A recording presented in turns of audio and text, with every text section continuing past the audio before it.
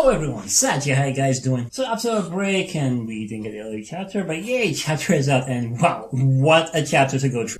Honestly, chapters like these that really make One Piece the series it is, why it's so endearing, why it lasts so long. Thing is, stuff always happens. The stories are not limited to the perspective of the main character. Just because he's not there doesn't mean interesting things aren't going on. Most series don't really do that. Nothing happens unless the main character is there, but with this one, it really makes the world feel lived in. It's unfortunate we missed out on most of the best stories, but it's nice to know what's happening out there. Anyway, let's jump into this review. First, the cover. Okay, Ghost Girl is here. Yeah, everyone loves Perona. Lovely seeing Perona there, and she does look cute. He's probably going to be angry about his wine, though. And it's an amazing segue to this chapter. One Piece, chapter 925, The Blank. We open up at the ruins of Muggy Kingdom, which is the headquarters of Dracula Mihawk, and everyone's reading the newspaper and got the best news ever! Master Moria is alive! And she's Doki Doki.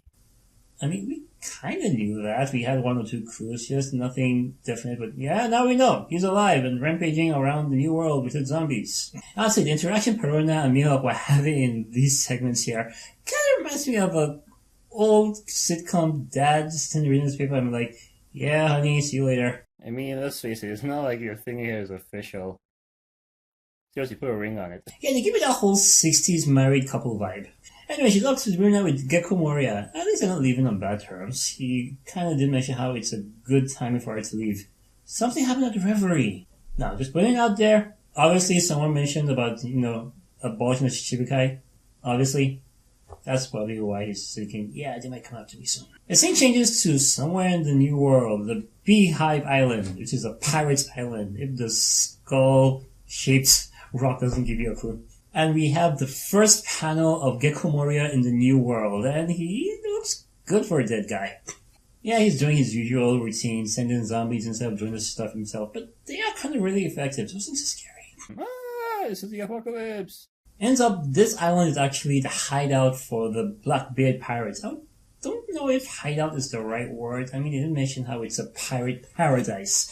So I guess a lot of pirates actually know about it. Granted, it's not the first pirate sanctuary we've heard of. I mean, remember Jaya? That was a wild time. Anyway, he's here because he's looking for his great mate. He's looking for Abu Salom. It seems he arrived at the island some time ago, got missing, so yeah, he's here for his guy. And one by one, we actually see the Blackbeard pirates, at least the ones that were rescued from level 6, including Avalopirazo, the corrupt king. What's up with the crown? Well, he is a king. A king of what, though?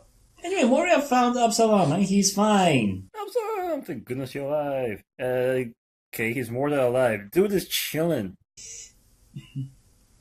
Yeah, we thought he was fine, but actually he's dead, and Shiryu has his devil fruit now. Shiryu's here! Shiryu of the... Wait, did he just turn invisible? Yeah, if the process I was hinted at during Dressrosa is any indication, no one survives having their devil fruit taken out. But if he's dead, who is that pretending to be him? I think that's someone in disguise. Yep! Devon! Lady Devon! Okay. Ends up that's actually Katrina Devon, another escapee from level 6 that joined Blackbeard. And we know what fruit she has. She has the Inu Inu no Mi, mystical model, a kitsune. Nine-tailed fox. Now in folklore, the kitsunes are actually trickster deities.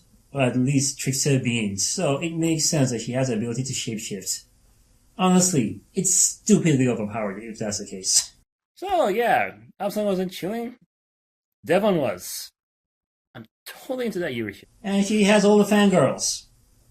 That's not fair. Give some to Sanji. Unfortunately for Moria, he never got to meet the man in charge. Yeah, Blackbeard called over the Dendemushi. What's it with these warlords and calling people over Dendemushis? Come on, show up. Do it like Kaido did. Just drop down. Zee ha ha ha!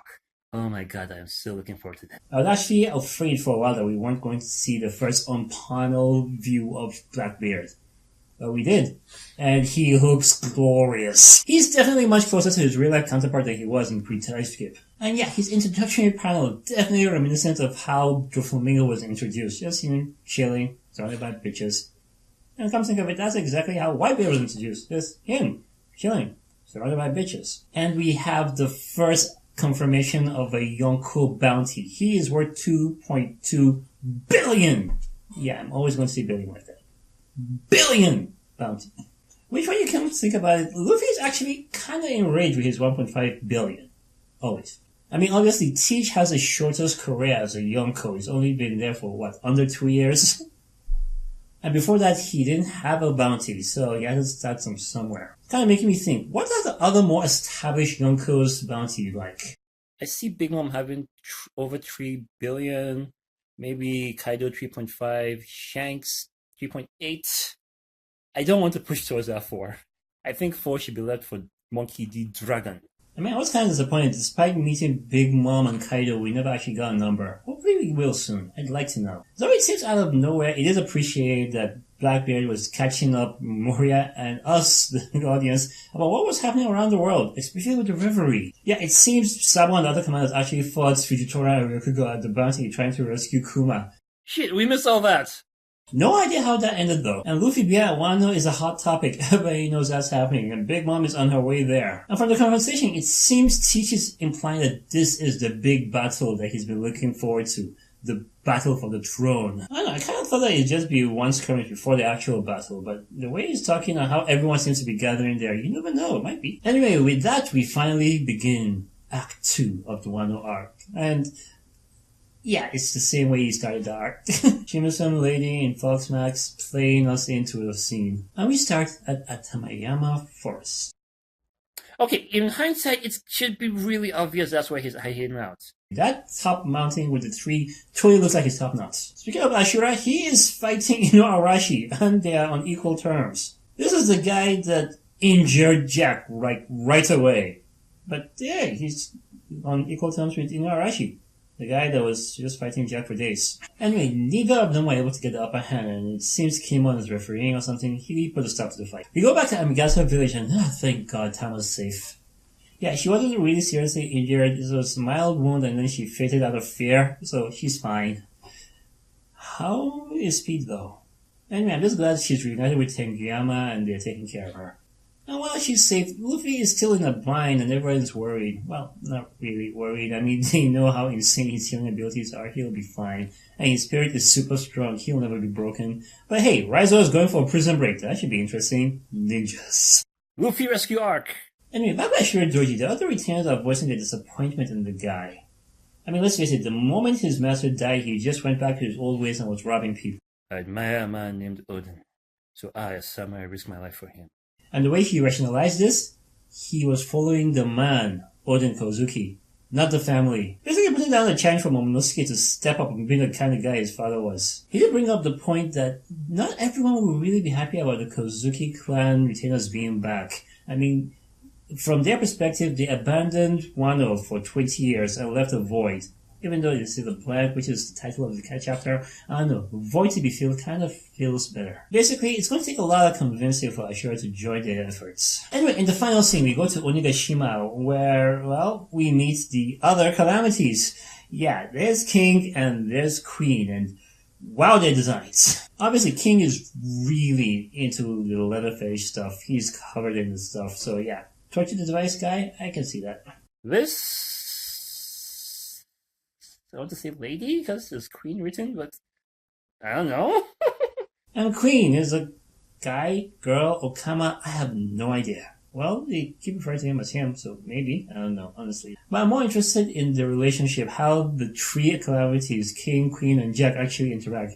Jack seems to be very submissive of the other two. And yeah, they tell him off a lot, and while they throw shit at each other, they seem to be more on equal grounds. Anyway, it seems Queen is the one who's supposed to break Luffy and Kid, and it's not going well, as expected. Well, who knows, maybe King is going to give it a shot as well. And their monikers. King is the wildfire, so maybe he burns down forests, and Queen is the plague. Maybe she spreads diseases. Anyway, that's where the chapter ends, and wow, an info dump of a chapter kind of let us know what was happening while Luffy was fighting Kaido. That was, yeah. And honestly, a lot happened. It was a lot to take in. Things are just really moving forward elsewhere as well. While obviously the topic was brought up about the Shibukai being abolished, we don't know if it went anywhere, but definitely Mihawk is worried about the results. And we don't know how the operation with the revolutionaries ended up going. We know they faced the admirals there, but that's about it. And from Blackbeard's conversation, all roads seems to be leading to Wano. Everybody wants to head there. That's going to be one clusterfuck. Seriously, I am really looking forward to the next chapter just to see how Luffy and others are doing. This was a great read. So yeah, that was my review. What did you guys think about this chapter? Please let me know in the comments. If you like my videos, give me a thumbs up and subscribe to my channel for more stuff. Oh yeah, in case you didn't know, I actually did a read-through of the first volume of Alita Battle Angel in preparation for the movie that's coming up, and wow, it was a great manga. I enjoyed it. Really looking forward to reading more of it. So do check out that video, and I'll see you guys next time. Bye.